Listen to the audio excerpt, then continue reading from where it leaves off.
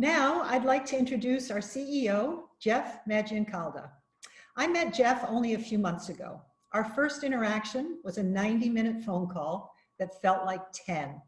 Jeff's passion for Coursera, our learners, and our partners is unparalleled and completely infectious. And that's a really good kind of infection. Jeff will discuss how major institutions, universities, companies, and governments are collaborating and innovating on Coursera to serve learners around the world in this very uncertain time. Please help me welcome Jeff to our virtual stage. Thank you, Betty, and welcome to Coursera, Betty. It's really wonderful to have you. Before I start, I'd sincerely like to thank everyone for attending, especially with everything going on right now. For all of us, the last few months have been something different than anything we've ever experienced. In the next 30 minutes or so, I'm going to cover the impact that COVID has had on higher education. I'll talk about efforts that the entire Coursera community has made to respond to this virus and the incredible impact that we're having. Update you on how the Coursera community has been growing, and share some thoughts about how the future of higher education might look different from the past. I hope you enjoy it. This is the Grand Princess cruise ship. It's a cruise ship that was quarantined off the coast of San Francisco for a few days when they discovered that there was a coronavirus on board. You probably saw it on the international news. It turns out my mom and dad, who are both 78 years old, were on that cruise ship and stuck quarantined out in the ocean. They were taken to Travis Air Force Base in Oakland, out of the port of Oakland, and they stayed there for 2 weeks under quarantine. And my mom and dad would send funny pictures, you know, with my dad, the bottle of wine and some Lysol wipes and a mask on. But it was very nerve-wracking. And when they finally got home, they were greeted with care packages that my brother and my sister had sent, and they stocked up the house with food and everything. And, you know, this picture makes it look like things are sort of back to normal. But things have been nothing like normal. My mom and dad have been isolated in their home for the last, more than a month. They've been very worried about their health. They haven't seen their children. They haven't seen their grandkids. They haven't seen their friends. My dad's birthday was last Monday, and we sang to him on Zoom, and we had a toast and things. But you can imagine, for the father of a large family who is Italian, that's not usually what big family celebrations looks like. The world and our lives have changed in fundamental ways. Let's talk a little bit about how the world's changed, how Coursera and our partners have responded, and how the new normal might shape up. So let's start by the impact, looking at the impact of COVID-19 on higher education. On March 9th, UNESCO said the global scale and speed of the current educational disruption is unparalleled. On that day, they did a report on their website, showed that 364 million students could not go to their campuses because their campuses were closed. There's about 20% of all students. 14 countries at the time had shut every school from kindergarten through college in their country. A week later, it was 394 million. A week later, it was 872 million students impacted by the virus. And as of yesterday, 1.6 billion students, virtually every student in the world, cannot go to school because 91% of them have had their schools closed. 191 countries have had countrywide school closures. So clearly the virus has been having a huge impact, not only on higher education, but on all global education. But even as campuses are closing, learning is continuing.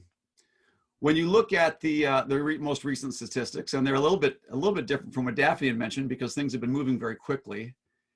In the last 30 days, 10 million learners have registered and enrolled on Coursera. This is up 640% from last year.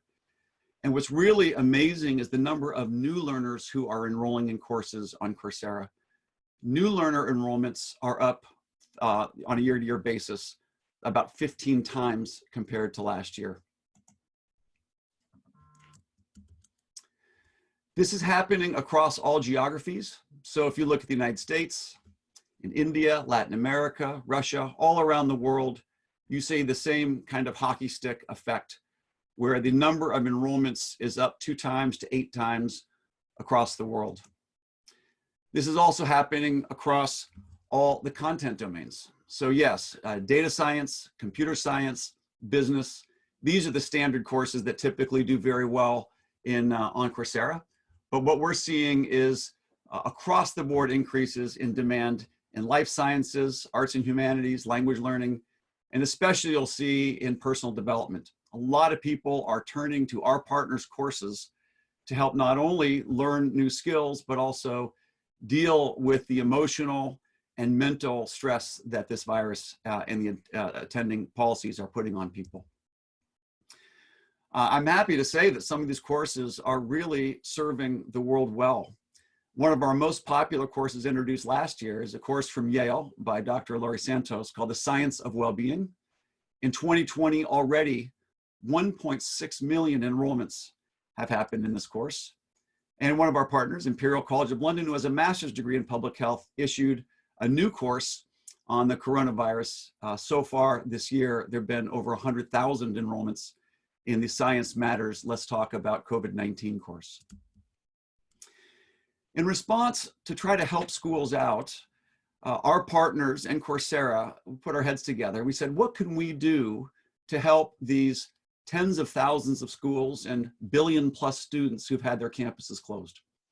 And on March 12th, we announced the Coronavirus Initiative, where we're basically offering with our partners the full catalog of courses, 3,800 courses from the Coursera catalog to any college or university impacted by COVID-19 for free. So all students that were on campus can take these courses on Coursera at no charge. And the response has been amazing. We've received almost 30,000 inquiries from universities around the world.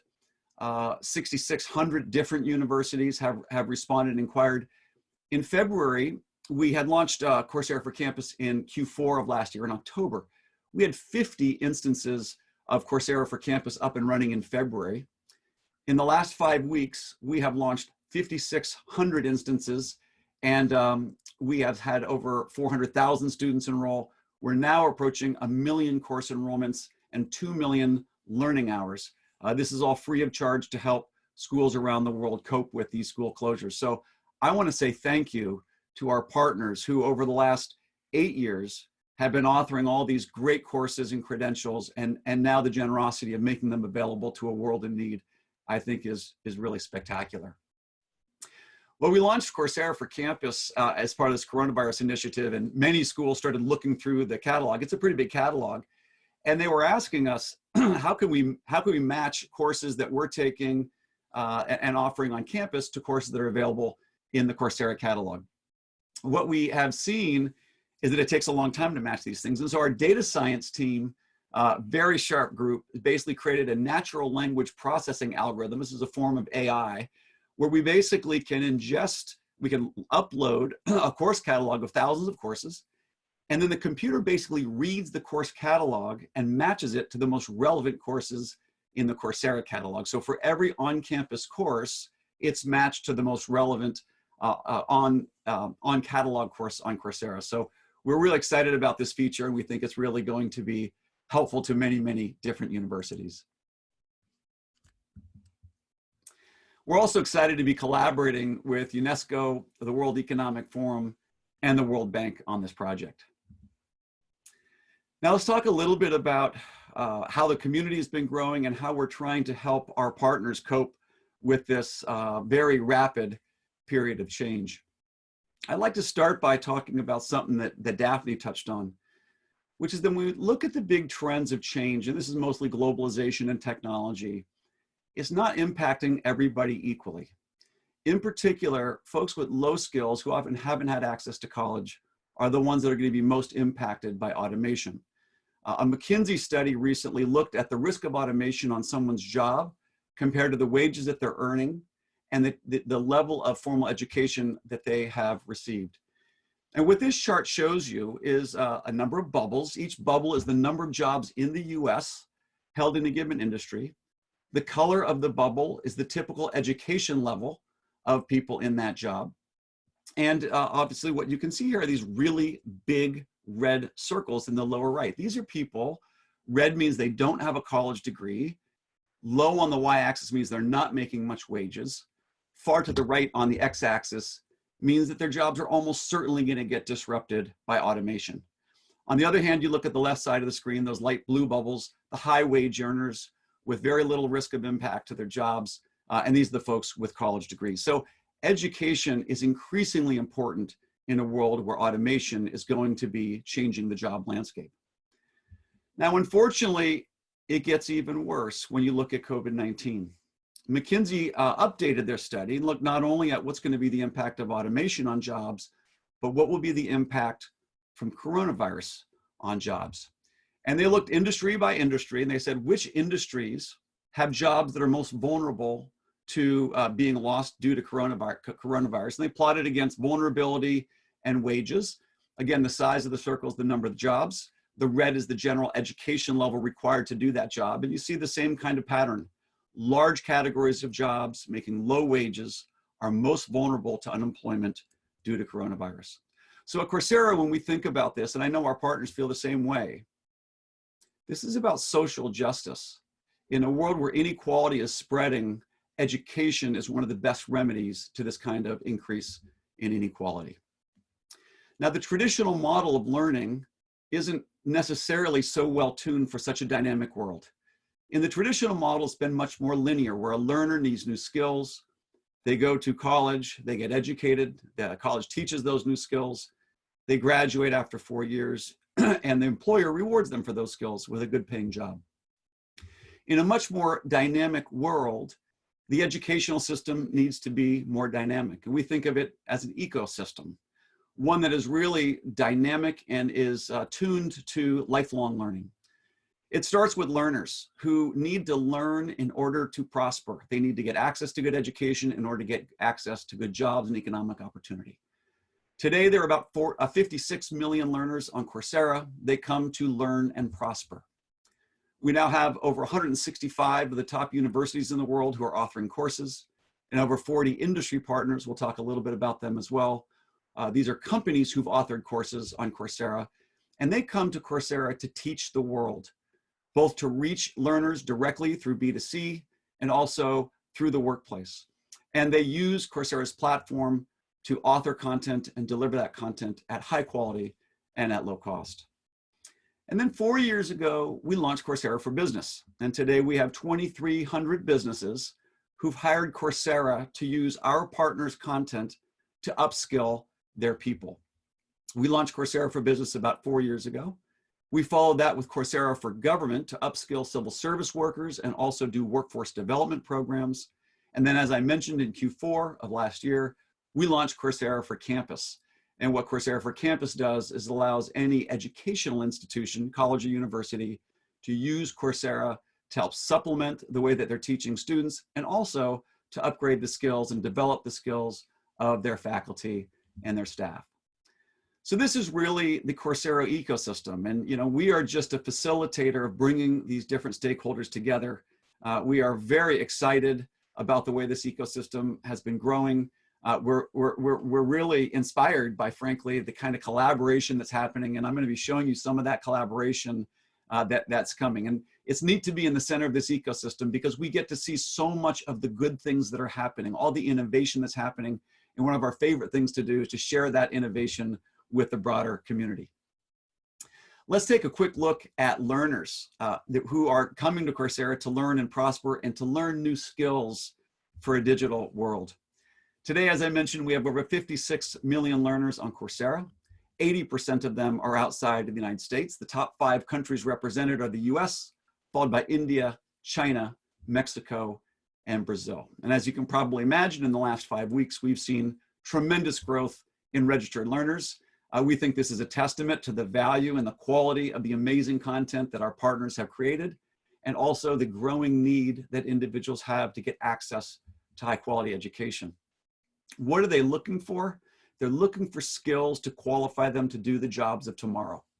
World Economic Forum just came out with a report recently that was very helpful, that really said among the expected job opportunities in the next 5 to 10 years, where will those job opportunities likely be concentrated, and what will be the growth rate of certain industries?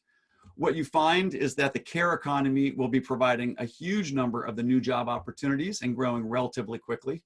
And as people say, data and AI, engineering and cloud computing, green technology, those are some of the industries that will see very high growth rates in new job opportunities.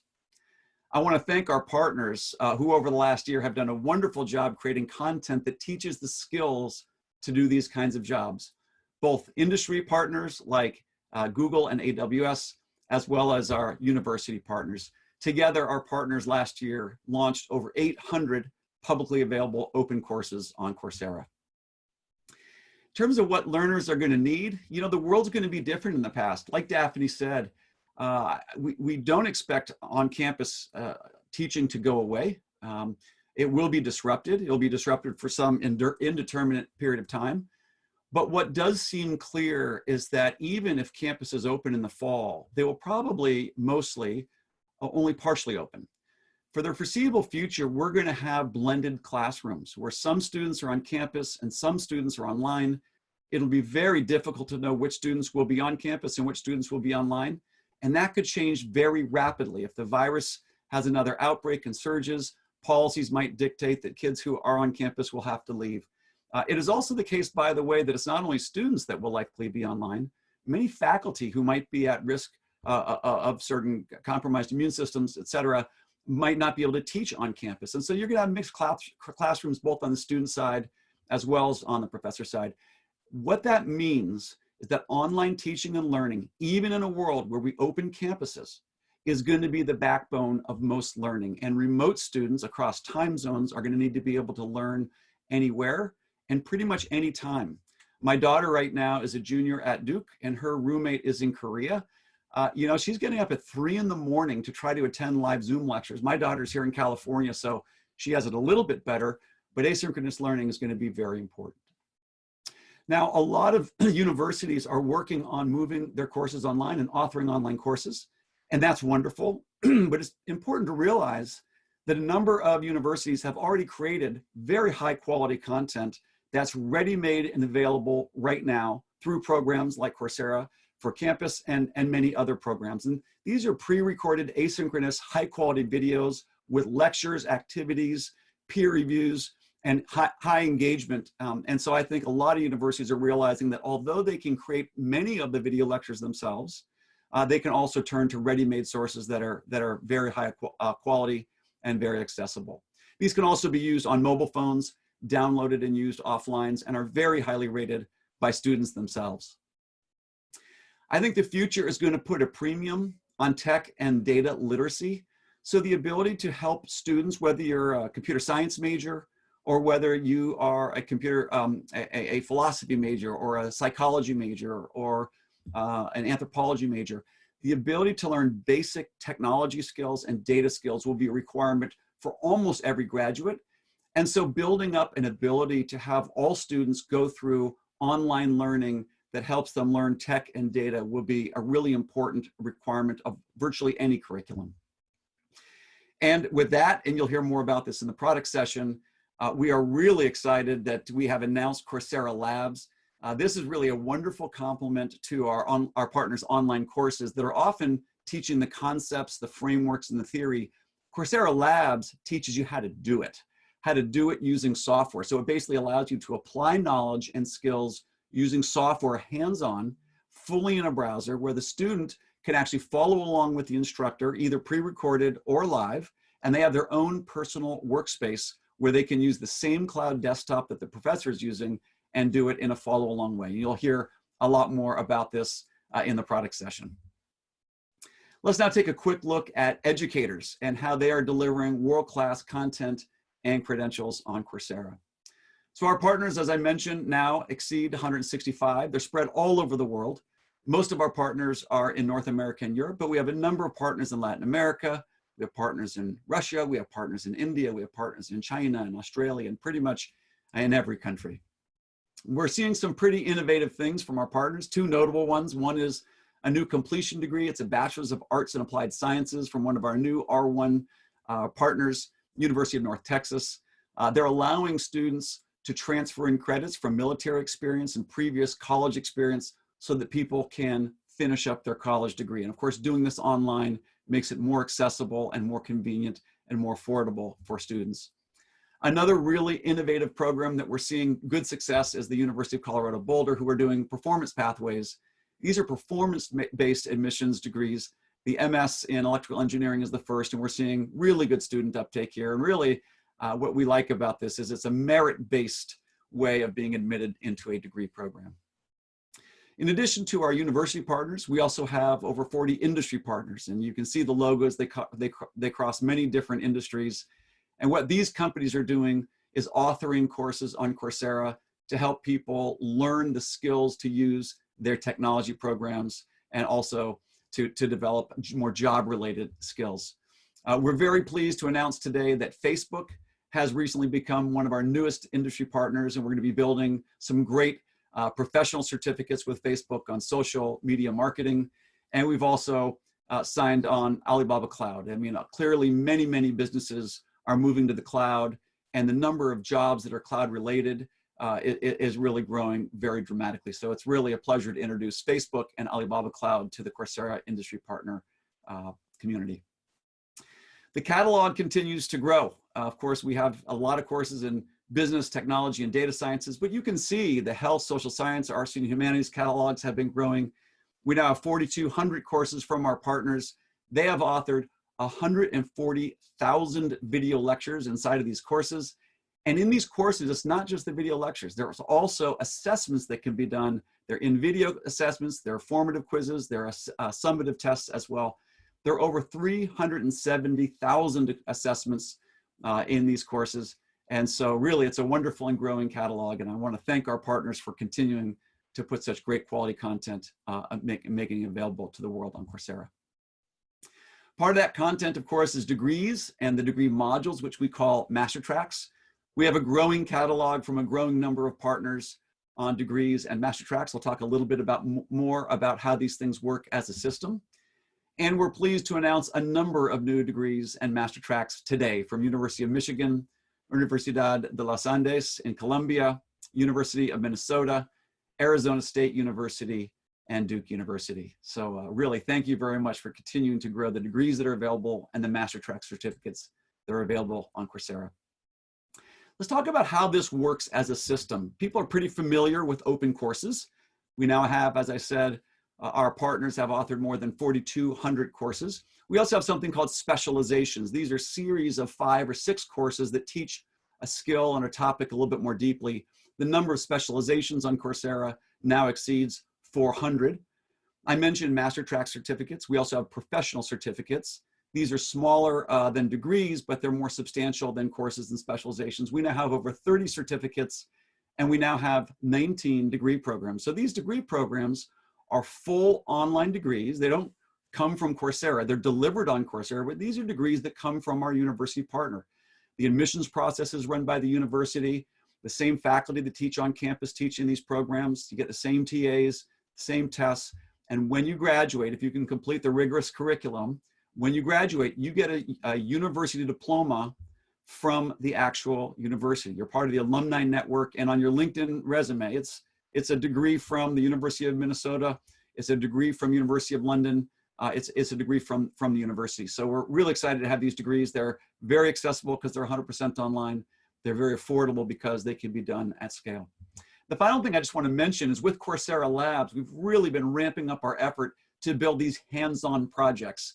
As of yesterday, we just crossed 100 hands-on projects. We should have well more than 1,000 by the end of the year. And what's really wonderful about these projects is that they complement our university partners' courses in applying that theory, using tools of the trade, the tools that people need in the job to actually apply the knowledge using tools to perform certain tasks and to build these projects.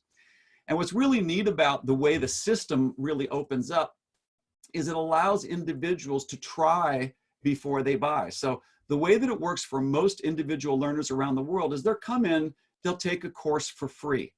So a learner can take any video lecture. Don't do the assessments. You can't earn the certificate unless you pay, but the vast majority of learners come in, they take a free course.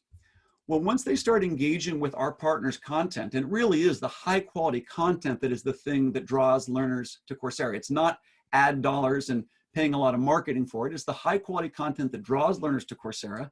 And then our data science team has figured out how to use algorithms and data-driven recommendations to figure out, for this learner, this might be the right degree for them. And they've gotten very, very good at it. So in 2019, the average cost of acquisition for we have about 10,000 learners in our partners degree programs right now on Coursera. The average cost of acquisition for traditional online program managers, probably $15,000, $20,000 per student. On Coursera last year, the average cost of acquisition was $1,250, and that acquisition cost is coming down. And it's really because people are coming for the great courses, and some of them then want to start a degree program. They can start with an open course. They can also start with a degree module that we call a master track certificate. So it's a sub-degree micro-credential that universities are putting out there to really respond to the need for lifelong learning. And maybe a learner who says, I'm not ready to take a full degree just yet, but I want to start that program. And based on how they do, that could be a basis of admission into the degree program. And in many cases, it will be credit eligible. So the credits can actually count towards the degree. What's really neat about this is you can start with an online certificate program, and you can use that to transfer to an online degree, but you can also use an online certificate program to transfer and apply to an on-campus degree. So it's really a blend of online and on-campus. Similarly, a student who starts in an online degree or a student in an on-campus program can go ahead and supplement their studies with an online certificates. And now there's a use case with the coronavirus that if a certain program gets shut down midway through, that kind of learning that was happening on campus can fairly seamlessly move online and be continuous and uninterrupted if more and more of the content is delivered online.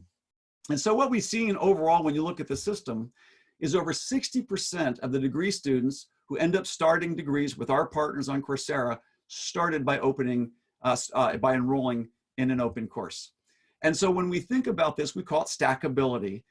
Matthew Raskoff from Duke and James Devaney at Michigan both talk about stackability, not only as a marketing strategy to develop a broader awareness of our partners' degree programs, but also as a learning strategy so that maybe a learner who's not yet ready to start that degree program learns some of the foundational components, concepts, knowledge, so that they can then ready themselves to be qualified to get into that degree program. We'd like to give you a quick update on some exciting collaboration that we're seeing between industries and universities. And one of our most prolific and successful industry certificate, professional certificate, is the Google IT Support Certificate. So this is something that we launched with Google in 2018. We now have over 170,000 students who've enrolled in the Google IT Certificate. It was designed for people without a college degree and without a background in computers, but people who wanted to learn skills to become an IT support professional. Well, it turns out over 50% of the students who go through the Google IT Support Certificate did not have a college degree to start with. And then we and Google put together a network, a hiring consortium of companies that want to hire IT professionals. So there's over 50 companies that actually interview graduates from the Google IT Support Certificate and actually are able to hire the graduates into this career in IT support. In addition, a number of our university partners have looked at the Google IT Certificate and said, you know, this is a pretty high quality program. We'd be willing to articulate credit to anyone who finishes the Google IT Certificate. University of London, Northeastern University, and University of North Texas are all doing this. In March, we launched our first bachelor's degree with University of London. It's a bachelor's in computer science. I'm excited to update 1 year later that we have now 2,000 students in the University of London's Bachelor's of Computer Science, which is thrilling to me because this is a very, very attractive credential to get a job in technology. 25% of these students actually came from the Google IT support curriculum. So we really now have an on-ramp where someone who wants to get a higher paying job can start with an industry certificate, get a better paying job in industry while they're working in a higher paying job, start that college degree online, and that opens up a whole new world of opportunities. So I really love what Google's been doing. I really thank our partners at University of London for collaborating and putting such an amazing on-ramp to opportunity together in the form of the Google IT certificate. We talked a little bit about the ability for universities to license ready-made courseware from our university partners, but we're also launching private course authoring and private project authoring. So not only can a university start by maybe licensing content that's already there, at no charge, a university can author their own content and projects for their private audiences of students and employees, and they can deliver that to all their students and all their employees at no charge. So authoring is free, delivering privately authored content is also free. We also are realizing there's a lot of content being created right now in the form of many different types of videos. You'll see in the product plenary an ability that we're really working on to make it easier to import cloud-based assets, videos and recordings into Coursera courses without having to download them first. We also think that once learning moves online, it provides a huge amount of data on how students are doing at a very personalized level. You're going to hear from Emily, our head of data science, talk about how we're using data to improve student progress and to improve support, where we're actually predicting for every student in a degree program, what is the predicted grade? Every day we predict what the grade is going to be in every class for every student. We also predict the likelihood that a student drops out of the degree program, and we suggest interventions that our partners can take to help provide the kind of support that students need. So I think the future of digital learning is in many ways more personalized because you can get a better sense of what learners need in order to support their learning. Now let's quickly switch over to employers who are developing talents and skills for the job of the futures. As I mentioned, we've been hired by more than 2,000 businesses around the world covering almost every industry. We see companies like Exelon using not only all the courses in the Coursera catalog, but also authoring their own private projects to teach their employees how to use these hands-on software tools to perform certain tasks and complete projects. They're really working on projects in data wrangling and visualization. And we see something very similar with Merit America, which is a nonprofit that we work with in order to help create short form projects to teach people, basic productivity software skills. By working with all these different employers, we're able to put together what we call an essential skills map. For our enterprise customers, for businesses, this is really valuable because they want to know, what do data scientists need to learn in the domain of technology skills, or what do marketers need to learn in the domain of technology skills? And because we have so many learners around the world and so many businesses, we can actually see the skills that engineers are learning and the skills that data scientists are learning and the skills that product people are learning. And we can coach our enterprise customers to say, these are the kinds of skills that you probably should be thinking about developing for your employees. And we can benchmark the employees of any company against any set of peer benchmarks. It also turns out that the essential skills map is quite useful for universities who are buying Coursera for Campus, because it gives a really good indication of what your graduates are going to need to know to get different jobs in finance, in marketing, in product, in engineering, and many other job functions. Once we know what skills people want to learn, we'll create collections of courses from our partners that teach those skills, so that rather than saying, here's the whole catalog of 4,000 courses, we can really get a lot more specific and say, for engineering teams, these are the essential skills that you need to know, and these are collections of courses that teach those essential skills. And with academies, we go one step further, where it's not so much about just saying, here are the general skills and here are the general courses. What we do is we really work with the enterprise to say, what skill profile do you want people to have? What skills and what proficiency level for each skill do you want your employees to have? And then we'll have training programs that really have the right content so that someone hits a certain skill profile target.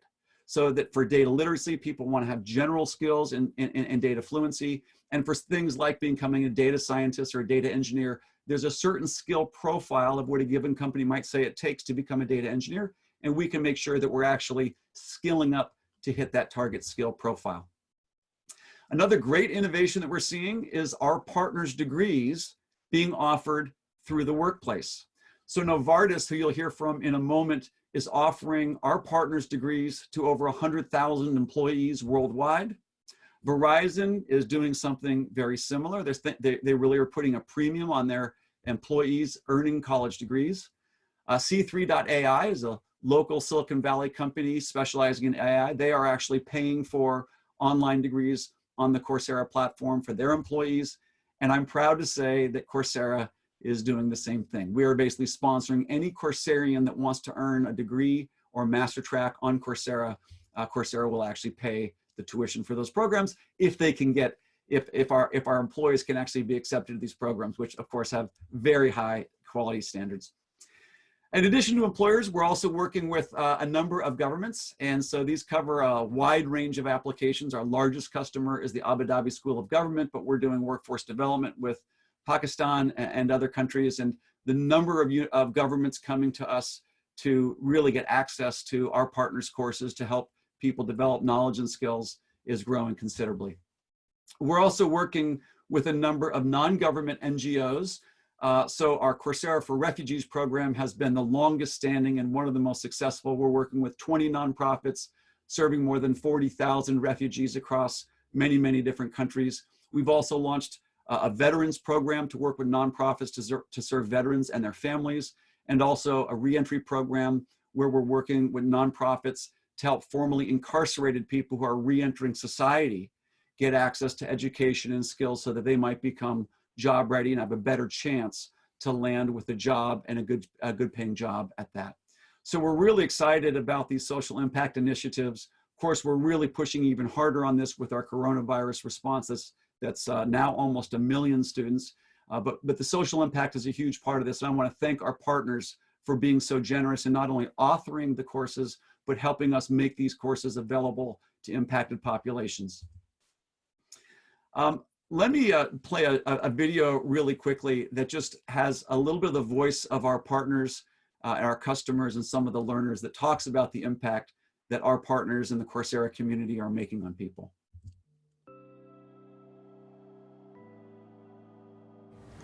Duke Kunshan University implemented Coursera for Campus over the course of a few days and made Coursera for Campus and its full catalog of 3,800 odd courses available both to the faculty and to the students.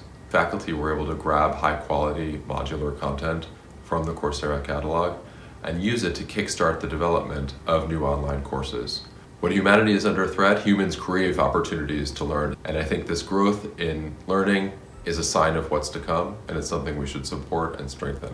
At KL University, we mandated user-specific online content within the curriculum, seamlessly aligned to Coursera. The students and faculty are loving it. The COVID pandemic has disrupted our lives like nothing ever will. However, every crisis brings an opportunity. Hi, I'm Helget from Estonia.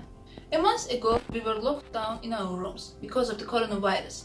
I came across with the Coursera for Campus program, which also has collaboration with our university.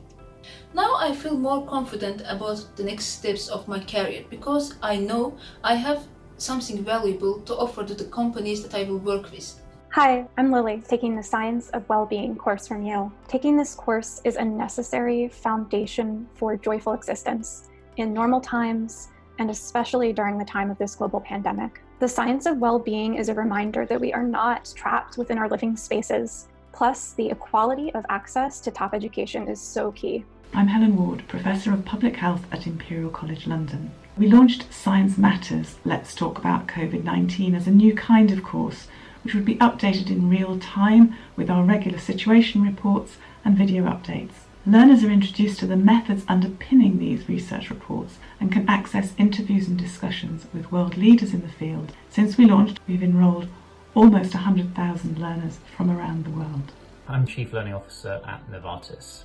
We've been working to curate learning content to make sure we're supporting our associates at this difficult time, and we've seen an enormous uptake in the use of Coursera. What we've also done is provide access for friends and family to Coursera licenses, and we've seen over 6,000 people take advantage of that in the last 2 weeks. I'm the CEO of the largest skills development fund in Pakistan.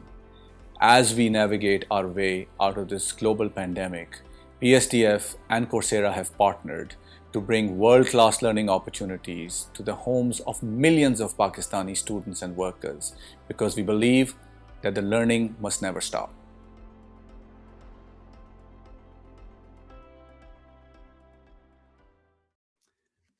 Learning is the source of human progress.